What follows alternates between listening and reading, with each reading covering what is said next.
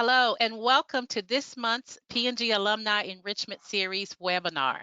I am so excited to be your host today. I am Dr. Andrea Bowens-Jones, and I have with me Lisa Gable, who I will introduce later in our talk. So a few announcements before we get started today. This is part of a monthly series. So if this is your first time attending, then I love to say welcome to you. If you have attended webinars before, I'd like to say welcome to you as well. Welcome back. So through our monthly series, this is a way for us to connect members all over the globe to for not only an enriching conversation, but also an inspiring one. And we hope that something that you hear today or learn today will compel you to act in a different way. Our webinars are also recorded so that you can go back and view them at any time. So if you're not already receiving the alerts, please do go out and like and share our YouTube network, our YouTube channel, so that you can stay on top of everything. So a little bit about who we are. We are a nonprofit founded by former P&Gers with over 35,000 members, 45 plus chapters worldwide. We are officially recognized and supported by P&G. Connections, enrichment, and philanthropy, all these things are involved in the network. So I do encourage you to come and join us, be a part of our network as well. So on your screen, it may look like this if you're a first time here, and you can engage through this talk. You will not see webinars on, but you can also join us by participating in any questions. So plopping your questions throughout today's talk into the question box, but also you can reply to polls as well. You will stay muted and your cameras will stay off throughout the entire talk. And I will be the only one that can see your questions, so you don't have to worry about that. And we will collect them at the end during our Q&A time. So I'd like for you to take a moment to participate in a few polls before we get started today. You should see the first poll on the screen. Are you a part of the local P&G alumni chapter? Please put your responses in the box.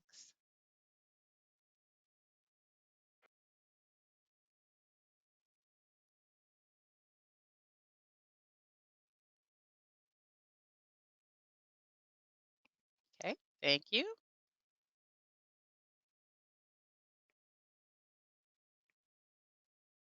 You should see the second question on the screen. Where are you in this world?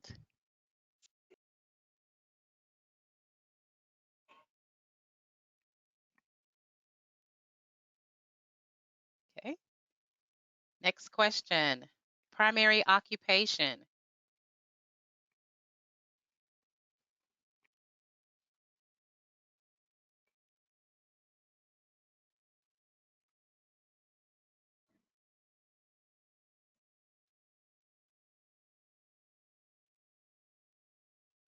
Industry.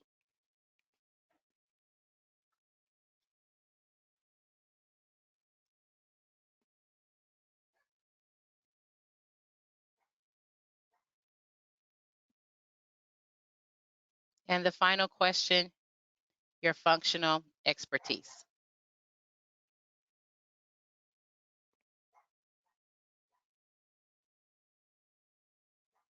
Thank you for participating in our polls. And without further ado, Lisa, are you ready to get started? I know I am. I'm excited about today's talk. I am too. Thanks so much for having me. Let's see.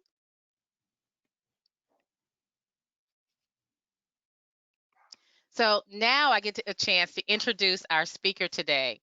Our topic is using your expertise to give back with purpose and joy. Our speaker today is Lisa Gable. She is a former presidential advisor, U.S. ambassador, UN delegate, and advisor to Fortune 500 companies. In January, Lisa retired as CEO of FAIR, the world's premier organization fighting food allergies. This is one that I have personal support for as a parent of kids with allergies. Name one of the 10 most innovative business women by the Business Burg. Lisa also is the author of Turnaround, a book offering guidance on changing the course when things are going south. So with that, I'd like to turn it over to you, Lisa, and I'm looking forward to today's talk. Well, great. Thanks so much for the kind introduction, and it's such a pleasure to be with you all today. We actually have two more poll questions just so I can get a feel as to who's in the audience. So, should we go ahead and do those? Yes. First one is on the screen.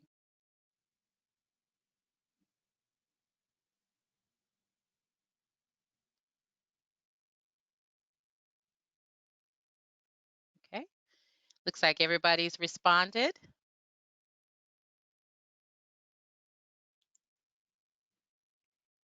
We have 78% in a job as an entrepreneur, 11% preparing for retirement, and 11% in some phase of retirement. Okay, Ready for the second question? I am.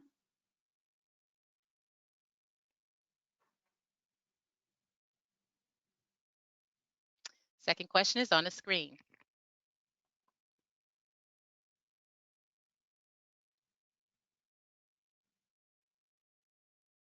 Okay. Looks like everyone has responded. 22% are between the ages of 30 and 45, 56% between the ages of 45 and 60, and 22% is over 60. Well, great. That is very helpful. Thanks so much to give me some clarity as I'll know what to focus on. Why don't we go to our next slide? Through the introduction, as you all may have gathered, I've had a number of careers. However, my husband was asking me why I keep calling this my third phase of life. So I thought I might explain a little bit because it sounds as if we have some folks that are in the process of still being in a job, thinking about the future, and others are in the process of retiring, and some folks have retired. For me, phase one was my credentialing phase, college, grad school, the first jobs at top tier institutions. Phase two was my impact phase. It was taking those credentials and skills I learned to help organizations move to the next level of performance.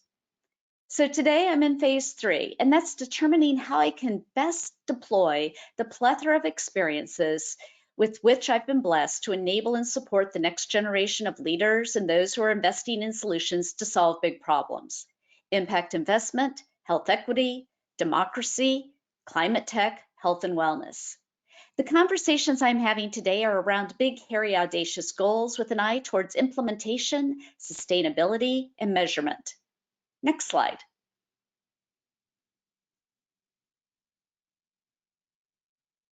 I call this the Think Big slide. A great thing about innovators is their immense creativity, their desire to create cool technologies that we see in science fiction and make them a reality.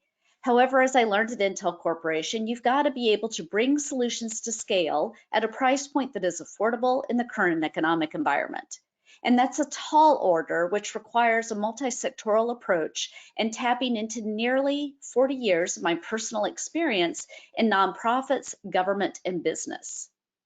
In my career, I've seen the big idea work many times, and I've been fortunate enough to see it transform organizations and improve people's lives. Today, the economics of the business are complex. The future is murky. And I'm excited to have an opportunity to work with smart people to affect positive change, which empowers individuals to make a big difference. I look forward to once again translating my big ideas into actionable steps. But this time, I'm not leading the charge, but I'm opening doors, coaching, and mentoring to ensure that the next generation of leaders have what they need to change the world. And you can too. Next slide. Making the most of introductions you've been given, reciprocating, making matches between people you think should know each other, even if there's no apparent benefit for your doing so, that's what makes this next phase of life so much fun. In my years of advising and working alongside Fortune 500 CEOs, presidential appointees, C-suite executives, I've seen many talented individuals fall into the trap of being defined solely by their position, rather than their legacy of amazing outcomes. When they departed their jobs, they were surprised that their calls were not promptly returned and invitations they began to dwindle. And it's natural to experience that out of sight, out of mind feeling that with some strategic pre planning could be avoided. Thoughtful analysis before an exit enables you to forge future legacies grounded in a life that breathes fulfillment and creates a sustainable future for the things that are important to you, your community, your field of study, and your areas of passion. The key and what we're going to talk about today is mapping a course to control where you want to go within the lifestyle and financial framework that fits the life you want to have. As you wind up for the next pitch, what you want to do is use your collective experience. You want to invest in building momentum. You're going to address pressing needs. You're going to amplify your message through multiple channels. And you're going to invest in professional services and resources that help you get to where you want to go. Most importantly, you have a big network. And so we're going to talk about how you leverage that for good. Next slide. As was stated earlier, in January, I made a planned transition from serving as a full-time CEO, a role that I've held on 3 occasions for 3 different organizations since 2004. As I accepted my last position, being CEO of FAIR in 2018, I knew that my goal was to build a portfolio of engagement that met both my desire for intellectual stimulation and my passion for giving back. Last fall, when I told people that I was going to retire after nearly 40 years of work, a friend who understands my insatiable need to build things suggested that I rename this next phase as my preferment stage. So I stole the idea. The focus is now on things that I prefer to do instead of things that I have to do, and I'm loving it. I'm not stepping back, but I'm stepping up in a way that empowers and satisfies me. Next slide. I think one important thing to remember as you're anticipating what you want to do in the future is the following. I know that I am not defined as what I was. I'm still defined as who I am and who I will be. The key, and I know that there are a number of you who haven't left your jobs yet, and one thing for you to think about is don't wait until you leave before you think about where you want to end up. Start thinking about it today, a few years before you make that big announcement. Describe your perfect world scenario, identify jobs 1, 2, and 3 that you want to accomplish, reframe success, and evangelize your vision that benefits other people. Next slide. You want to break down your past. You are doing a process, and the easiest thing for you to do is a process that you did in your own business work. You're going to audit your contacts and your finances. You're going to assess your asset's value. That asset is you. It's you, your network, your knowledge. And you're going to evaluate it against your future vision of where you want to be. You're going to decide what stays in your life and what you get rid of. You're going to define yourself around the positive change you're going to make in society and business. And most importantly, you're going to build something with compassion and humility. Next slide. As in business, you're going to define a path. You're going to have a path from your present, you're currently in a job, to your future, when maybe you're stepping away from a job. And so use the same process that you've probably used at work. Create a decision tree. That decision tree should be defined again by finances. No one can underestimate the importance of finances, how much you want to live on, and also how much you want to give away.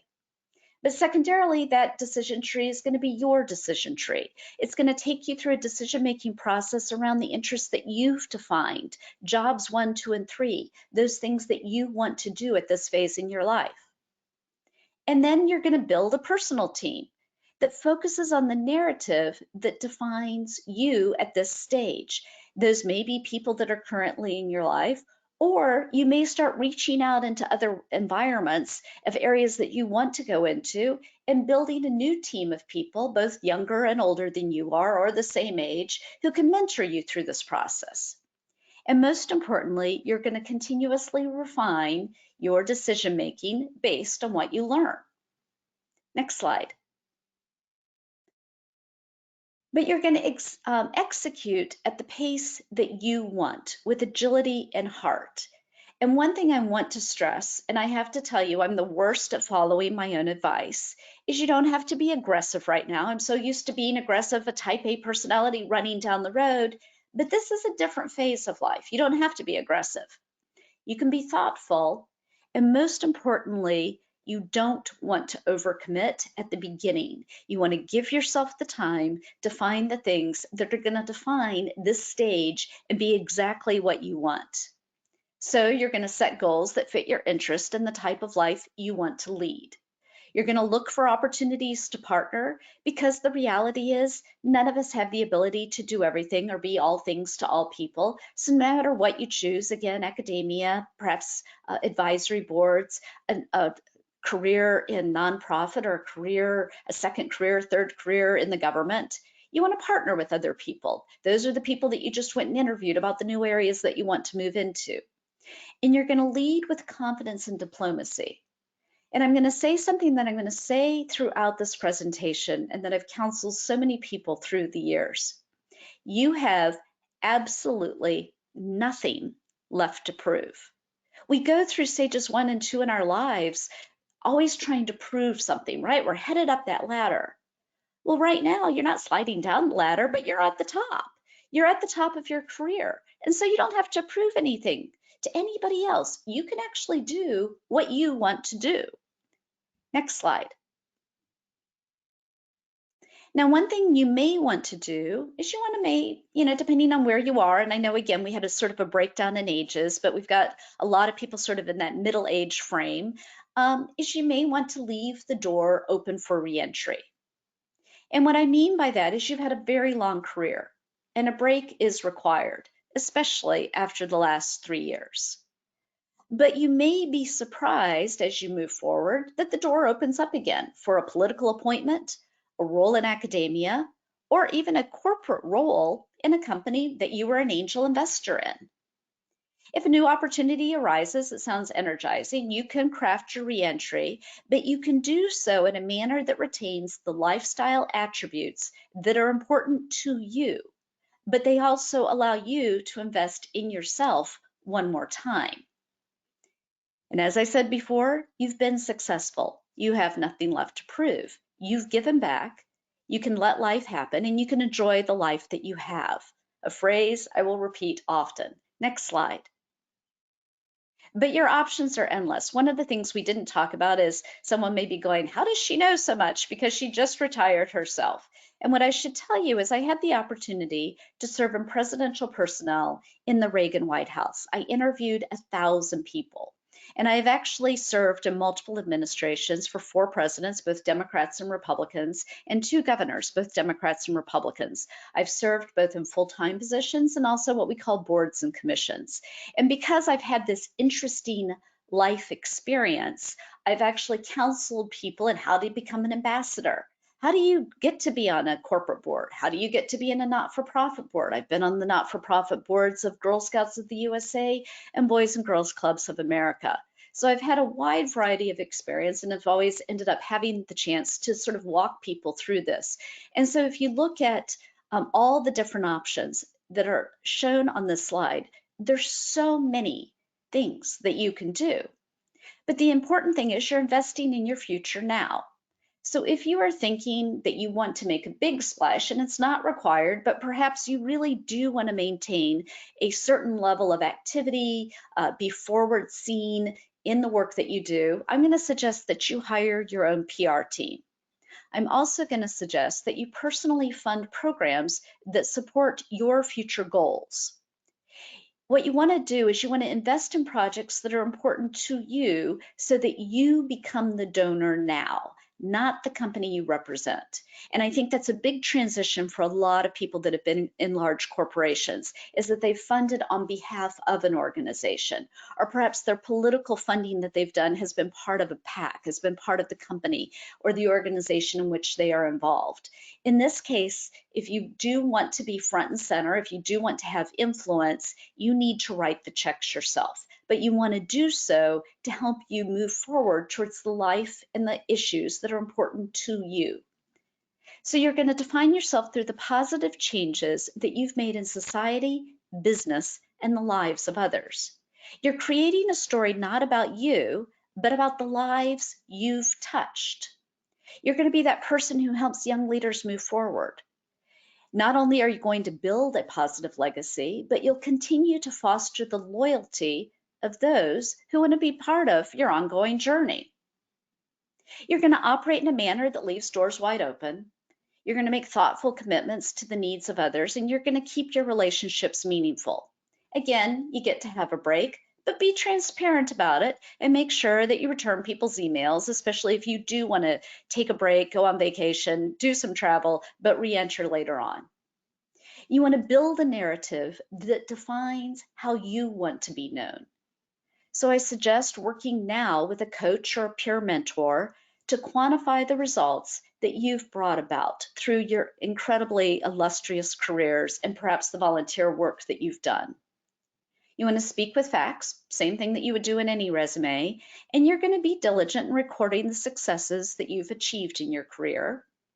You're going to do good work, and you're going to have a long history of positive impact, and you've already had a long history of positive impact, so show it. And as I said, this is a list of all the options that are available to you, and there are even more. Let's go to the next slide. If you read my writings, I publish in 4 different magazines, and I also have written my book. I talk a lot about mentoring, and I'm sure many of you have mentored. So if you want to go back to work, if you're leaving that door for reentry, or if you just want to dabble a little bit more, some tips for you to consider. Make the most of the introductions. Even if you don't see the reason for meeting someone, you could be surprised how that chance meeting, that chance coffee opens up a whole new opening of opportunity. You're going to reciprocate the kindness that people give to you through this process because you're asking people to help you figure out. You're actually getting mentored by other people. And you're going to matchmake. As you go along the path, you're going to think about somebody you just met who might be good for someone else to meet.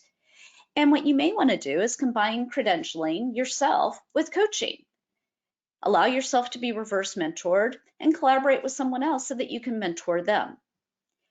It's an interesting stage that you're at right now, and I live in Washington, D.C., and I see it all the time, that people have gone up to such high levels that they no longer have a network of young people that they really know. So take the time to build a network if it's important to you, and take advantage of the younger people because they can reverse mentor for you.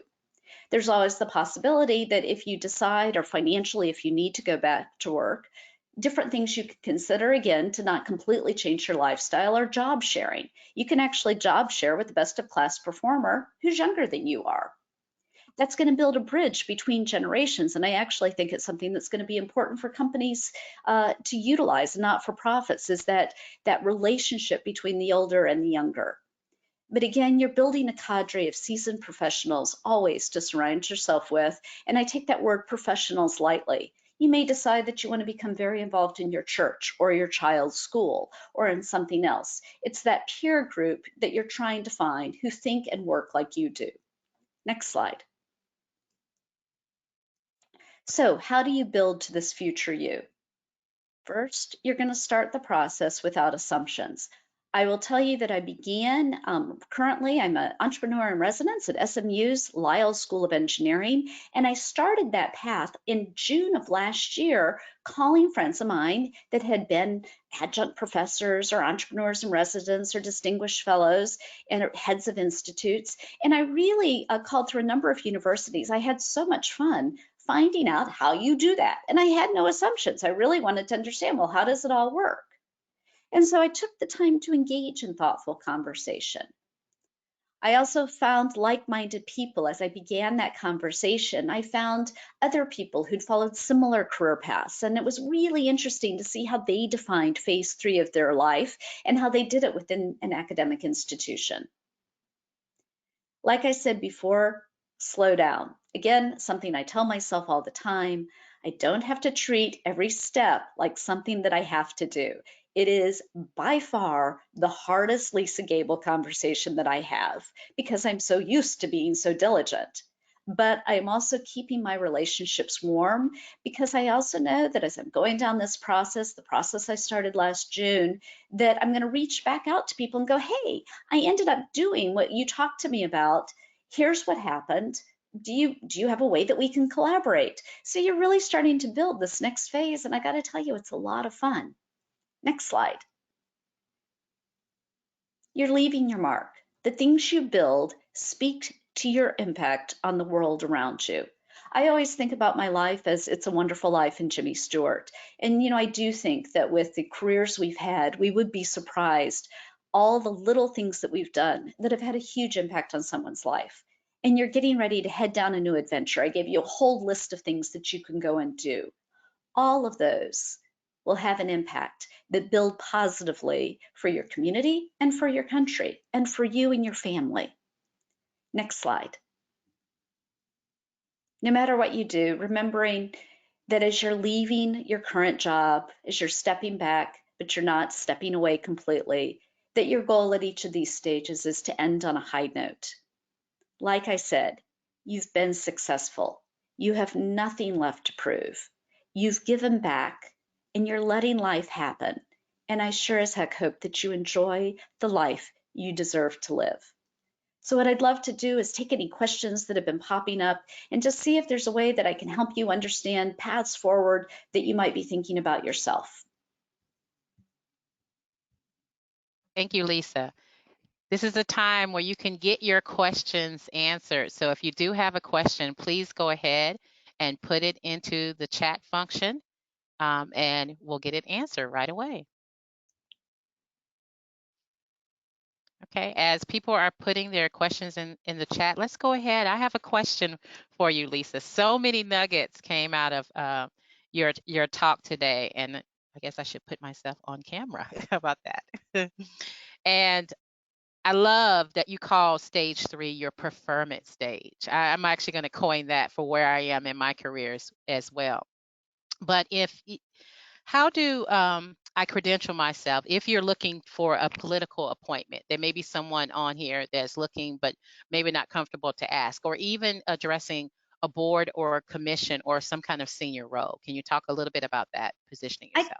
I can. And full disclosure, I'm a Republican, but I've served in Democratic administrations and I've helped a lot of my friends. I'm a big believer that you help your friends up whatever ladder they want to go up because we're all helping each other through the process. And I'd rather have my friends get the wonderful and exciting jobs. So I've also counseled a lot of people on both sides of the aisle and libertarians, so covered all of the aisles. What you do is you start making donations yourself. I think that's the one thing that people do need to understand is that either you volunteer, you may want to get involved in a gubernatorial race or a Senate race, a congressional race, a race that is has more extensive impact based on where it is, or a presidential race. We are getting ready. It's hard to believe, but in a year we'll be back in the presidential primary season again. So if you can make a decision to support somebody, get involved at the beginning of their race. You can serve as part of their cabinet. You can serve on their finance committee. You can either do volunteer work through your local party or through a C4 or an affiliated organization that may be aligned with one candidate or another. So you can both write checks, and again, have to be your own checks. But secondarily is you can get involved both in an issue area that's something that's of interest to you, or you can actually get involved within the committee of a large scale race. And there are lots of committees. There are the Latino coalitions, and there's the Asian coalitions, there's the entrepreneurial coalitions, there's any coalition you want to be part of, you can get involved with. Yes. So basically, what you're saying, follow your passion, whatever path that kind of takes you on. Right. Great. So another question for you, and this one I can speak to as I transition from corporate to the nonprofit space. I found it challenging. Can you talk a little bit about a business person and how they fit into the nonprofit space? Because that I whole slow down that you said is absolutely true. Hey, Yeah, I'm learning that in academia. I had so many people warn me. They're like, "You think nonprofits are slow? You just wait for the academic world." Um, yeah. you know, with a nonprofit, one thing I do encourage people is we are in a uh, we're getting ready to announce. I think it was announced this morning that we have record high inflation and we're looking at a potential recession. It has never been more important for people to bring business expertise into the not-for-profit world. And I mean that in a few ways. One is not-for-profits need that process management that you have as a fundamental part of who you are and the way you manage jobs. And I have a chapter in my book and I talk about this that everything is revenue. Even though it's not for profit, it is still revenue. They don't think about it that way. But there are ways in the medical field that I've been involved in for the last 4 years where you can get companies to invest in pre competitive data within the context of medical research. That is a place where it really enables you to serve as that bridge to explain to the not for profit what they need to do, setting up the research institutions and mechanisms. I set up a clinical network at 50 major medical institutions around the United States. So you need to bring your business experience. Don't hold back from doing that. The other thing that I do believe will happen, having lived through the crash and having been chairman of the board of a not for profit in early 2000, is we are going to see mergers. And that is one thing that people in the not for profit space wait way too long. I've been getting notes from friends of mine in different organizations, and I've been strongly encouraging them to seek a merger, not necessarily with just one organization, but possibly two or three organizations. There will be a massive consolidation that will happen during the next year and a half. And so, if there's an issue that's really important to you, bring that experience. The other is I've been helping a lot with the Ukraine situation, both in country as well as relief for humanitarian needs for people who fled. And you'll see if anyone, I'm going to encourage everybody, please connect with me on LinkedIn because I do post a lot on these different topics. But I'll be posting, for example, what's going on with the women who fled. The majority of them come from high tech, CPG, law firms. They have professional experiences just like ours, and they need mentoring right now. So if that's your passion, go for it. Bringing your business expertise is going to be essential to ensuring that goods and services make it to those in underserved communities or humanitarian causes, because otherwise we are going to struggle. So you are entering this space at exactly the right time. So good and so timely for your message. So while you're on this kind of thing about making the transition, can you also talk about making the transition into teaching, especially for someone who doesn't have a teaching background, but maybe a passion for it? It goes state by state, and whether or not you want to teach in elementary school, high school, college, university structure. And I think if you there's a credentialing process within the states. I know that private schools don't have the same credentials challenges. So if you want to move from being you've been an accountant or in finance within P&G, move into teaching math. But that's an opportunity. On the university side, there's what I discovered, and actually, this is the area I started exploring back in June. Is right now universities are building a lot of executive education programs as well as institutes.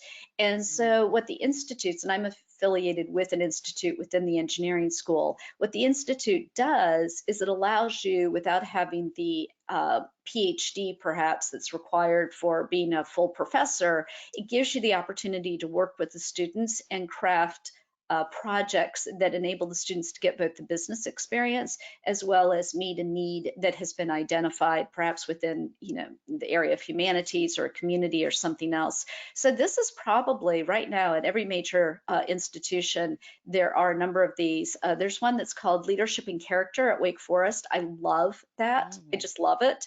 Where you can bring business ethics. That's a topic that students want to understand.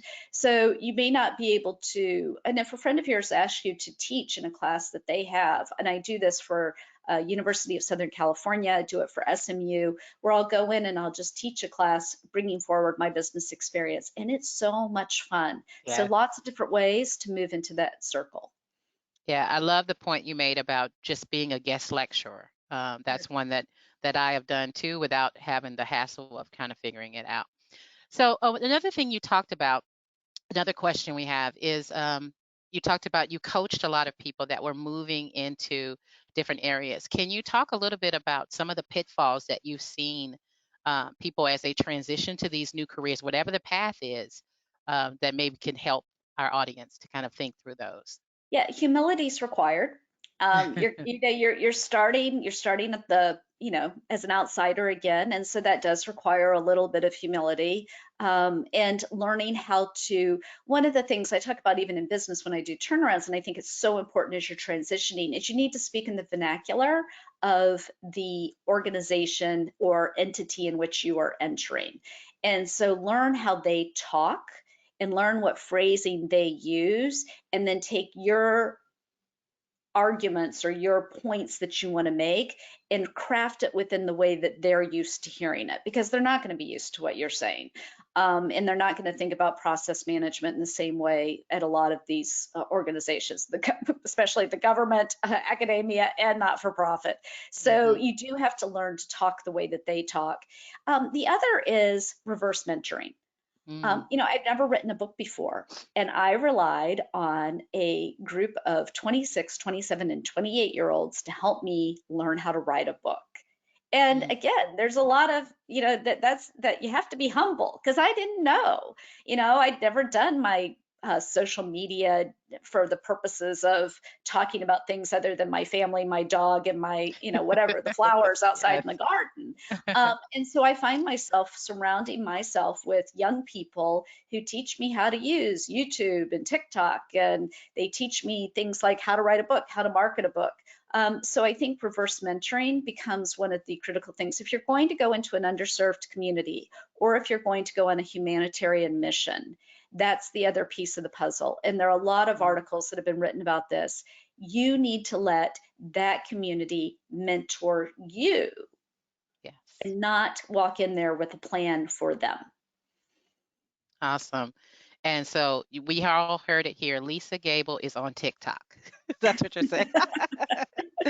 No, all great points. The humility one to me stands out because if you think about these very high leaders leaving and then going into a serving role, essentially becoming servants in these other organizations. So another question is you say I need to invest in professional help. Yep. So you talk about coaches and mentors. Can you go into a little more detail about what you mean by professional help and also how much money are you talking about when it comes to investing in ourselves? It depends on what your pocketbook will bear, and it depends on what you want to do. I was launching a book, and so I hired, and I knew that public speaking was something that I really wanted to do and stay visible within once I left my job. So I actually hired my own PR agent, and I don't pay a lot. I'm not paying what you would pay as somebody within your company, but I did hire a personal PR agent that focuses on getting me things like podcasts and interviews about topics that are important to me, leadership and mentoring. I also hired a little digital team. I have a friend of my daughter's, he's 24 years old, is leading my entire digital platform right now. So you can find resources to fit your pocketbook.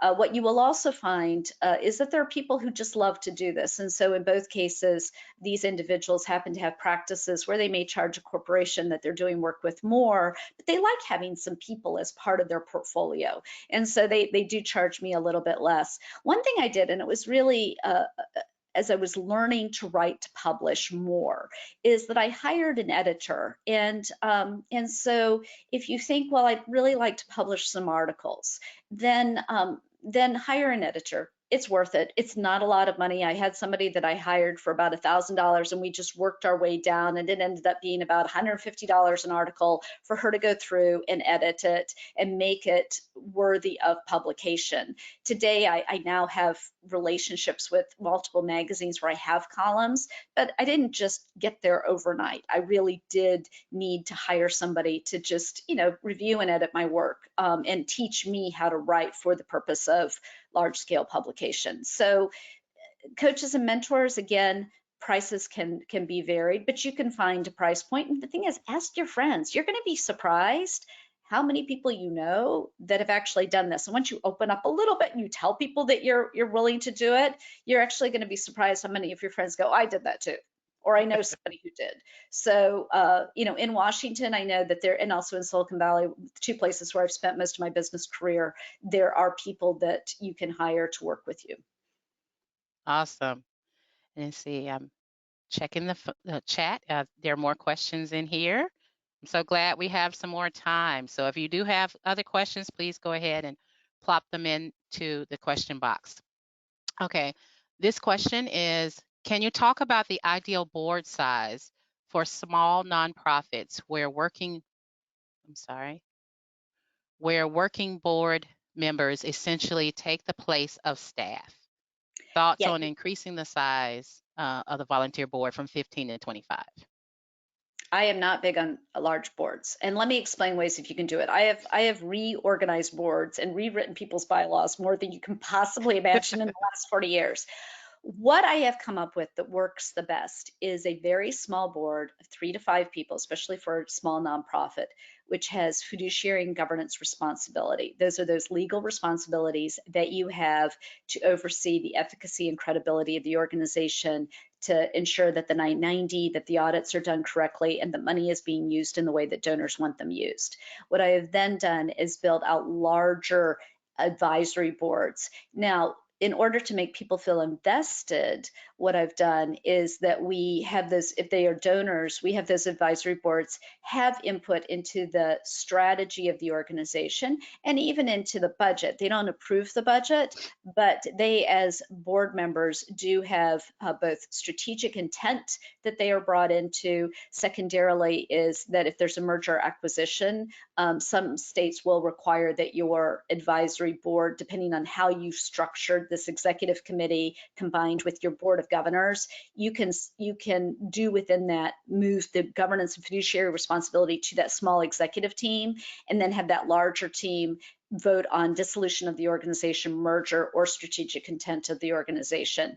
But I find that to be much, much easier, especially during bad economic times, because you have to call more emergency board meetings, and it's a whole lot easier to do it with 3 to 5 people than it is to do it with 25 people. So boards can get unwieldy. It allows people to operate within the context that best fits their capabilities. But even when I took over FAIR, which was a restructure, I took it down from 19 board members to 9 board members. And Mm, and when I had a board of 16 food and beverage CEOs who were all putting millions of dollars into this organization that I ran on their behalf, it was an independent regulatory effort. We couldn't get them all on the telephone. So what we did is that we had an executive committee with the legal responsibilities, and then we had the other, and that was 5 people, and then we had the other people who were part of the larger committee. yeah, great strategy to bring it down. So hopefully that addressed Deb's question. Next question, how do you overcome the barrier when nonprofits say you don't have relevant experience in the field despite 20 years corporate experience? You make them read my book. And the reason why I is love that. because my book explains to nonprofit CEOs why they need your business experience. They're not right. They do need your business experience. Everybody operates on revenue. Everybody. You Yes. get money and you have customers. If you're the government, the taxpayer is your customer, right? If you are a not-for-profit, the community is your customer, the donors are your customers. You have two sets of customers and they have different wants, needs, and desires. And so all the amazing experience that you have is so critically important. And uh, and what I really encourage people to do, and I was on the board of a business school that for some odd reason did not operate this way. I tell people bring your business hat to the board meeting. What you don't want to see, and I've seen it happen so many times, is people are so reticent about pushing too much that they come into the board meeting. It's like they leave all their business experience, out the door, and then the organization gets into financial peril. You need your business experience, and Mhm. so it may be mentoring and coaching, it may be easing your way into it, but the bottom line is everybody has revenue, everybody has customers. It doesn't matter where you work. Yes, yes. And they get to get your book Right? You as get my book. well. Yes. Can you talk a little bit about mentoring? You mentioned that in your slide deck, and I've heard you uh, dabble here and there about mentoring and the power of mentoring, and maybe if someone wants to move into a broader mentoring role, how might they do that? So I mentor a lot of people, and I always have. And I try to mentor people that have certain characteristics based on what's important to me. So I'm mentoring a group of young Black executives right now because that is very important to me to help them move up the career ladder and also the political ladder. But I also try to mentor people in different age brackets. A sweet spot for mentoring, tends to be people who are in their late 20s, early 30s, because they're going through life's transitions. And I think truly where people have the greatest challenge juggling everything is when they're, first getting married, they have kids, they're Mhm. dealing with all of that. And that's when we lose women out of the workforce. And so if you can help mentor them through that process, and some of that mentoring may be giving them the option of stepping back and credentialing them. What my mentors did for me is my husband was very, very ill when my daughter was first adopted. We adopted our daughter. And so I was working, and there was a point I had to step back. And so what my mentors did is he was having a number of operations. And so what my mentors did is they helped me get onto different boards and commissions and business boards so that I maintained my level of sort of where the world saw me, even though I didn't have to show up at a job every day. So I think what you Mhm. do is when you think about mentoring, it's not just mentoring somebody in the moment, it's mentoring them in their life. And Yes. and that's where people don't always ask, but it's where the greatest help is required. Love that. Mentoring in the life. And when you do that, it builds such a relationship between you and the mentee when you're there for them. Yes. A couple of nuggets that I captured from our talk. As others, if you do have questions, we do have about 5 minutes left in our Q&A time. So please go ahead and plop them into the question box. But you talked about nuggets like nothing to prove and slowing down. And so I'm assuming that these are lessons that you have gotten throughout your career. So can you talk a little bit about that nothing to prove for, in particular, you mentioned type A personalities. Yeah, you've done, I think what's hard is that a lot of people, and I've seen a lot of my friends do it, and again, I'm guilty, that when they hit retirement, they're the people who completely check out. So there's that group of people. But Yes. then there are the people who keep running at the same pace, doing all their volunteer stuff at the same level of commitment that they were doing when they were working. And I personally find that dissatisfying after a while, which is Hmm. that you you don't have to prove anything. You've got a great resume. So nobody, Hmm. like we've spent so long building our resume that you got a good Yes. resume. You've seen on LinkedIn, there are lots of titles people use for themselves. Titles are important for credibility, but it's really taking the time to understand what you want out of this phase of your life. And it is financial. Look, it's financial, but it's also a time investment standpoint. One thing that I've made myself do is I am not tethered to Zoom except for 2 days a week now. So when Hmm. anybody asks to meet with me, I'm like, I can do Zoom with you on Tuesdays and Wednesdays. That's it. And Hmm. you want to talk to me, I'm running my errands on Friday because that's why I quit work. So I could do that on Thursday afternoon. But if you want Hmm. to call me on my cell phone, I can talk to you while I drive. But it is untethering yourself from the need to be Mm, on. And it's the hardest thing to do, but you're in charge. It's your life. And I think yeah. that is and I have to remind myself, my husband, if he was here, he'd go, she's not doing He tell the truth. it. Exactly. It is. It is a battle when you've operated for 20, 30 years a certain kind of way and it's time to shift gears. But I love the fact that you are intentionally telling people that give yourself permission to do that Yeah, as well. you really have to.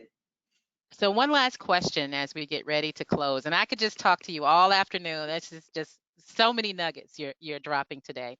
Is COVID was huge for all of us, and we all were impacted some kind of way.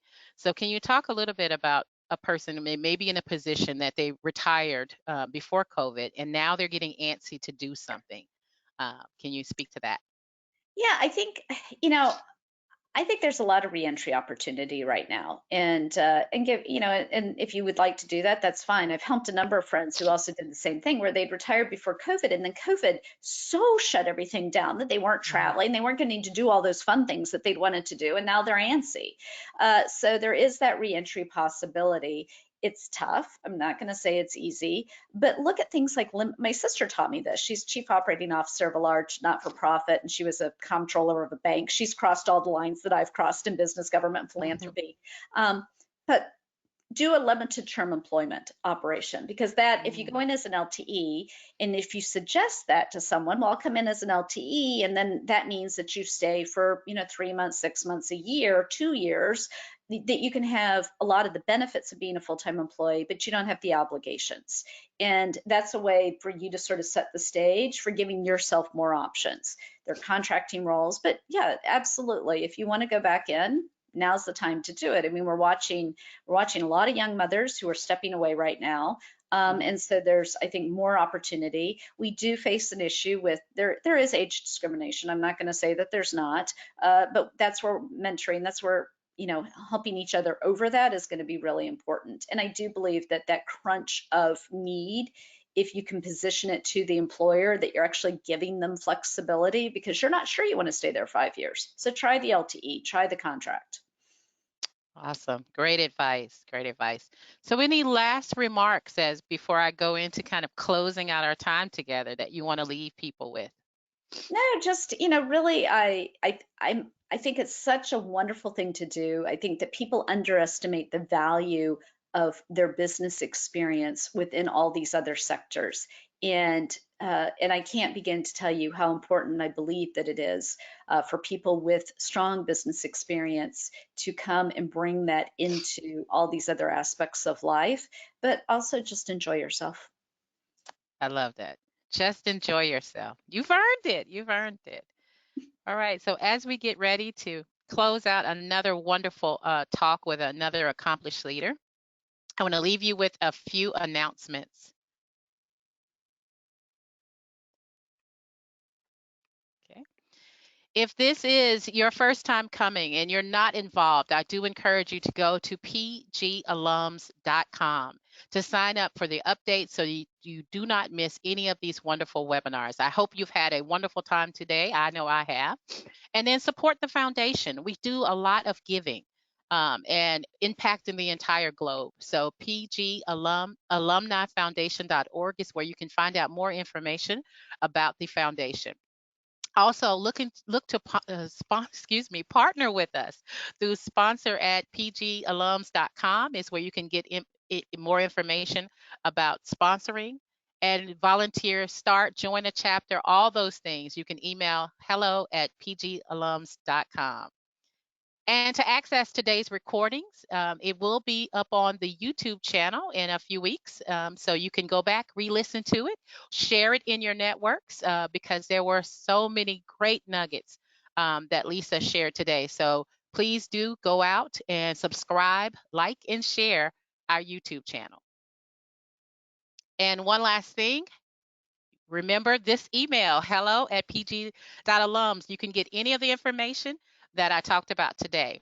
And please do plan to join us next month for our next guest speaker, Guy Persuade. He's president of P&G New Business, and his topic that he'll be speaking on May 10th is how P&G is activating new business growth outside of its core categories. So it continues, and I'd like to thank you again, Lisa, for your engaging conversation today. And I look forward to receiving my copy of the book because I'm going on and ordering it now with it. And hopefully, if I'm ever in DC, I'm going to contact you on a Friday so you can sign my book. Sounds good. So, with that, I'd like to say thank you. Enjoy the rest of your day. Bye bye.